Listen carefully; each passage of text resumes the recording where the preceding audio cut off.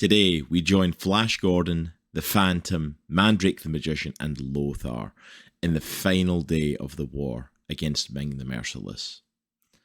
But what happens when the war with Planet Mongo is finally over? This is Defenders of the Earth, number 1. I'm a geek. I use my bubbles when I speak. I'm a freak because she received that from me. I'm unique. There is only one of me. I'm complete, so I really don't care what you think of me. I'm a geek. Hello there, Comic Clan, and welcome to Comics in the Cross, that greatest YouTubers you've never heard of. I, of course, am your host for today, Cross, and today we are looking at Defenders of the Earth number 1, coming from Mad Cave Studios. But before we get started on that today, if you are liking the content here at Comics in the Cross, please go on down there and hit that like button, as it helps us out with the YouTube algorithm, and make sure to hit that subscribe button as well so that you don't miss out on any future reviews from us, as well as our new shows, our Indie Comic Book Club and our Let's Talk Comics, where we sit down with comic creators. Also, if you've missed it, we did review Flash Gordon number 1 from Mad Cave Studios. You can click on the card up in the corner there to go and check that out as well and see all of the Flash Gordon related stuff that's coming out from Mad Cave at this time. Defenders of the Earth was originally an animated TV show created in 1986 and ran for just 65 episodes. The show brought together the characters out of 3 King Features Syndicate's comic strips to face off with Ming the Merciless in the year 2015 as he attempted to conquer the planet Earth. The show featured Flash Gordon, the Phantom, Mandrake the Magician, and Mandrake's assistant Lothar, as well as their children, Rick Gordon, LJ, Kushin, the adopted son of Mandrake the Magician, and Jeddah Walker. In 1987, Defenders of the Earth also had a very short-lived comic book series printed from Star Comics, which was an imprint of Marvel, typically aimed at their younger demographic. The issues were printed from 1 to 4, with a hint that there would be an issue 5, but the line never continued after that 4th issue. But we have a brand new number 1, so let's delve on in to this new story of Defenders of the Earth to see what this new iteration has in store for us. Defenders of the Earth number 1 is written by Didio with artwork from Jim Calafiore. Colours are from Juancho and lettering by Carlos M. Mangual. Our issue begins in the year 2020, the final day of the war with Planet Mongo. The Phantom and Mandrake the Magician are being pinned down by a battalion of ice soldiers, with no hope of rescue and no hope of anyone coming to their aid. They decide to make their last stand and fight them off as best they can before their time finally comes.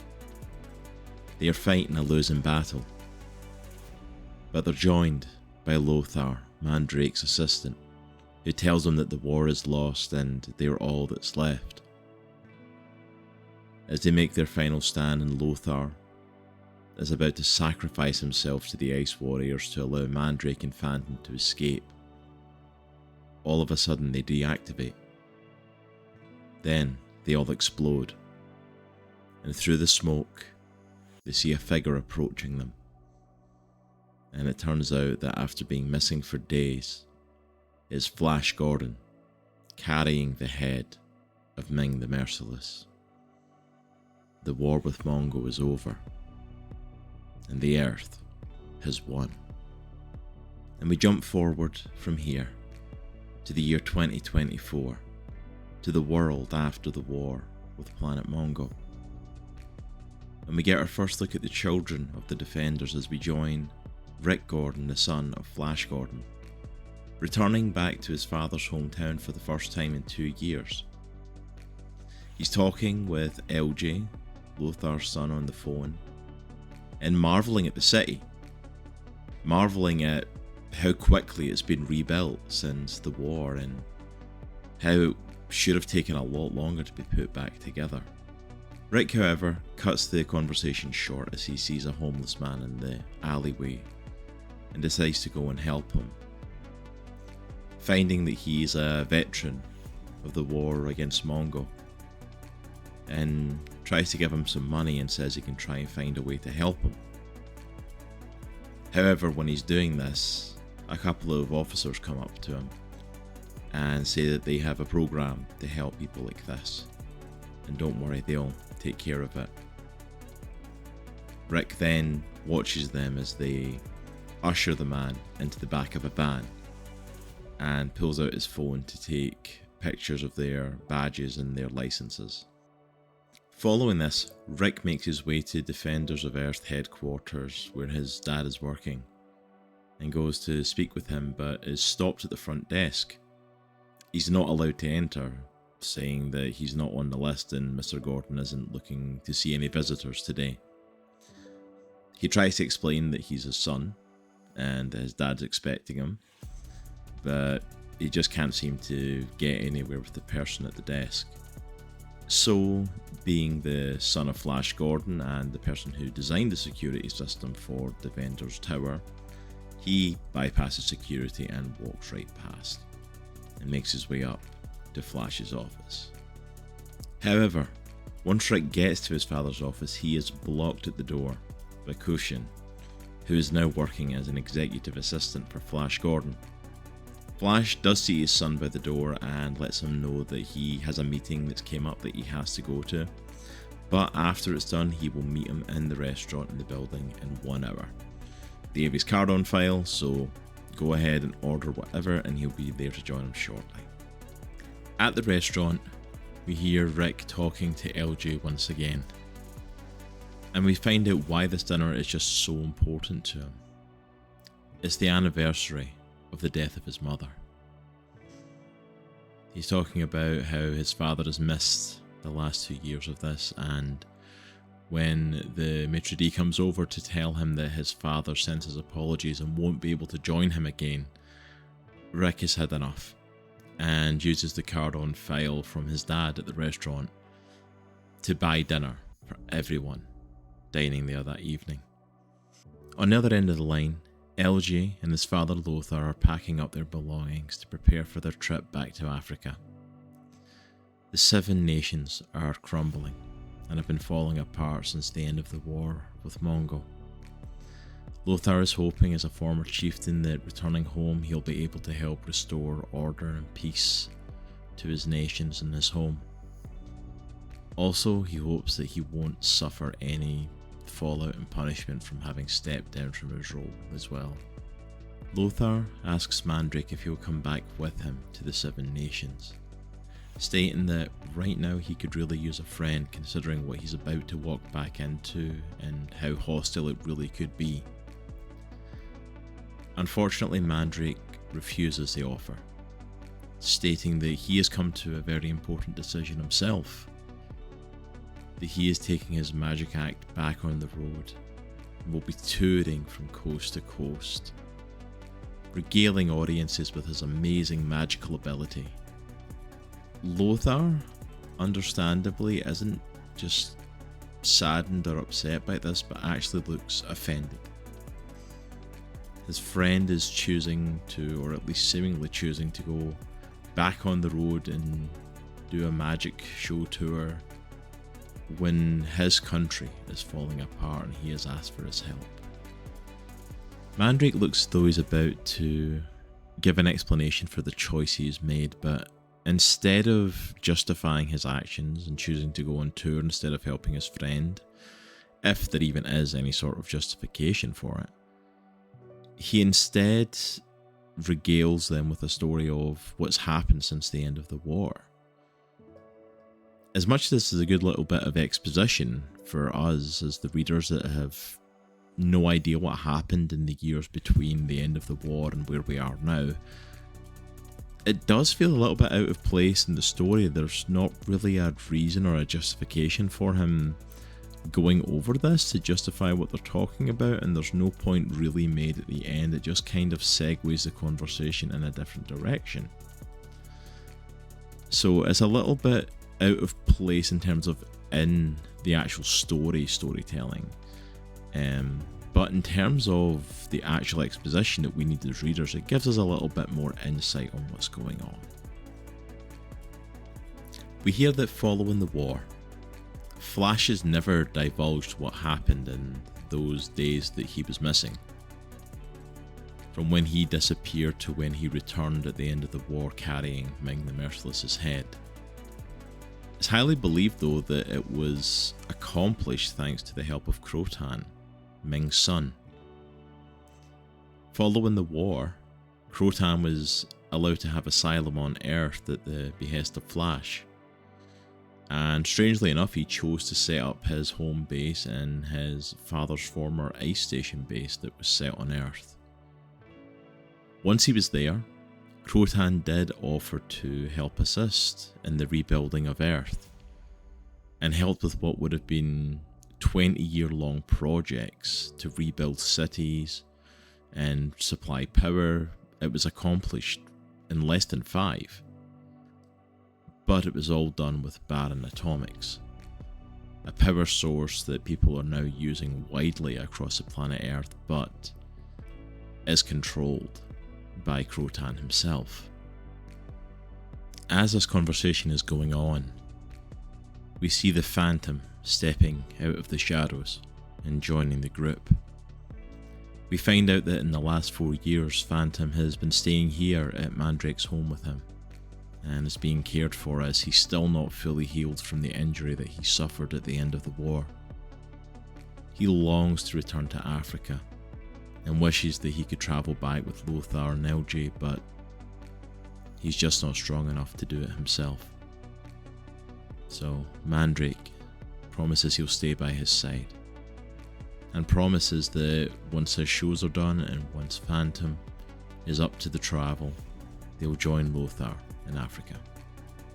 The time has come for Lothar and LJ to say their goodbyes and to begin their journey to head to the airport and head back to Africa. They say their goodbyes to Phantom and Mandrake, and let Phantom know that if they see Jeddah, his daughter, that they'll make sure to let him know, as she's been missing for quite some time and hasn't been in contact with him.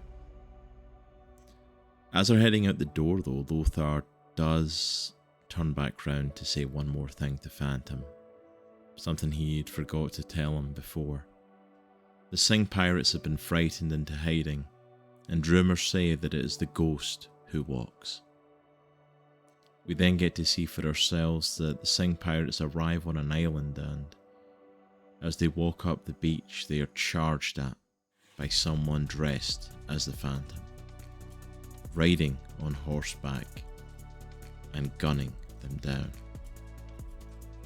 The issue ends with us finding out that this Phantom is actually the brother of our Phantom. He has taken up the mantle and duties of the Phantom and seats himself on the Skull Throne. And we also find out that Jeddah is standing by his side, being mentored and trained by her uncle as his successor, and the next one that will take on the mantle of the Phantom after him. I'll be honest, when Defenders of the Earth came out, or at least when the solicitations came out for it, I was super excited for this one. This was one that I specifically went to the publisher and asked, hey, you've been sending us some stuff, can we get a copy of this one? I'm super excited to check it out. And I'll be honest, the reason I was super excited to check it out was mostly because, one, I vaguely remember the TV show from when I was little, mostly just the opening theme and seeing all these amazing characters, and two, because when I was younger, I really had a liking for the character of the Phantom. When I was growing up in the 90s, there was a couple of cartoon shows based around the Phantom, and there was even a movie made around the Phantom. And I've always been excited to try and get some more Phantom material out there, because there isn't any, really. He's a character that's basically became non-existent, so to see a comic coming out And then I was even more so excited about it because of the Flash Gordon comics coming out and the Flash Gordon Quarterly coming out from Mad Cave Studios, because it meant there was a lot of oomph going into this. And I thought, oh, so this book isn't just a book that I should be checking out. This is part of a massive extended universe of Flash Gordon stuff. We're giving these amazing old Kingdom, comic characters another run, essentially. And I'm like, that's really exciting.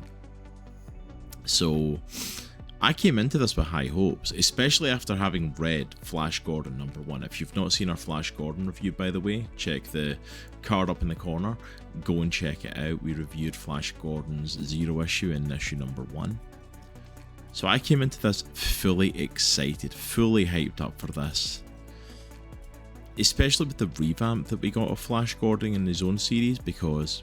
Flash Gordon even, in his own series, because I thought, okay, we're revamping stuff. Maybe Defenders of the Earth will be tying into Flash Gordon and tying into Flash Gordon Quarterly, and unfortunately it isn't.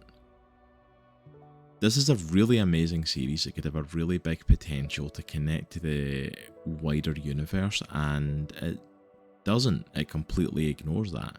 And I get it's a different Flash Gordon. I get, like, even the look of him's different. The style of what he does is different.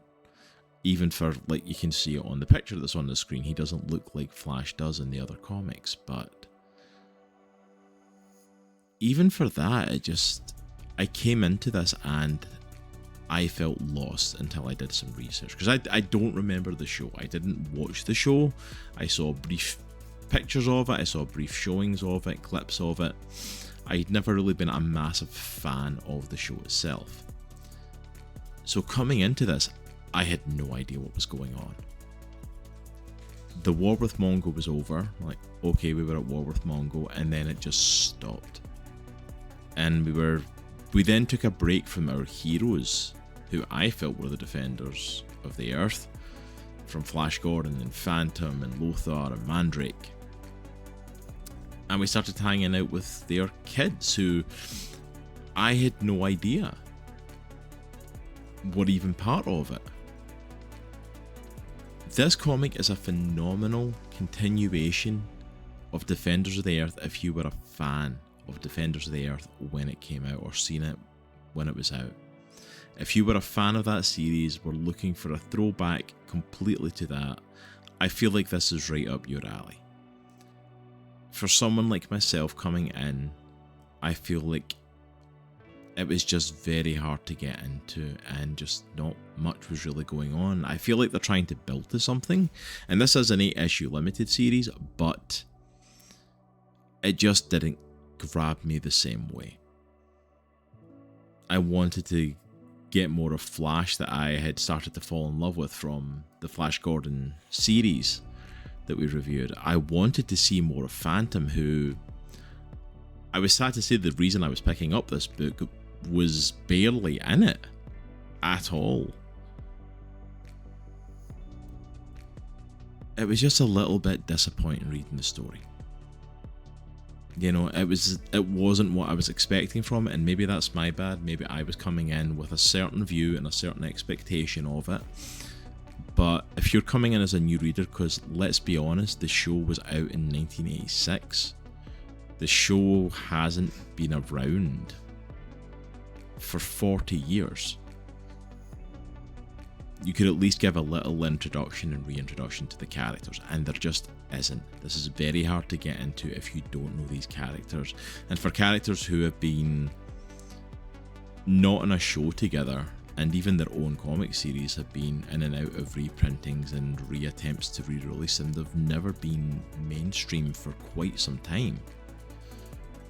This was very hard to get into. The story itself is intriguing. I feel like they're building up to something. I really am not sure what though.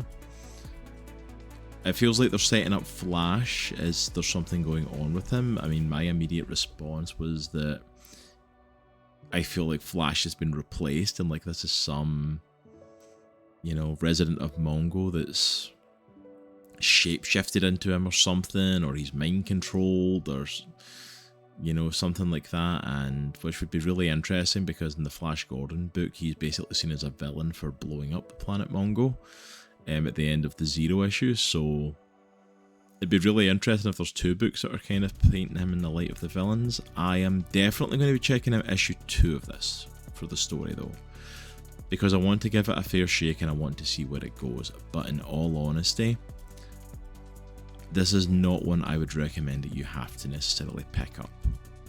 I would honestly hold off and see where it goes. In terms of everything else in the book, the art is enjoyable. You know, Jim Calafiore does a great job. I hope I've said that name right. Calafiore, sorry. Just looking at that, I'm like, I got a little bit back to front of my letters there. And Juancho's colours are really good as well, so the artwork is definitely enjoyable in the book. They do an amazing job. There's amazing colours, amazing bright popping, great shadow work. You may have seen it in like the picture of the Phantom coming out of the shadows. There's a great bit of shadow work that's done. The artwork is definitely enjoyable, and if you pick up comics for the art, you won't be disappointed with Defenders of the Earth. But if you're looking for that old school comic book nostalgia feel, I would go and highly recommend picking up the Flash Gordon series instead than this one. For Defenders of the Earth, I would say hold off and see how the rest of the series goes, maybe even wait for this one to drop and trade.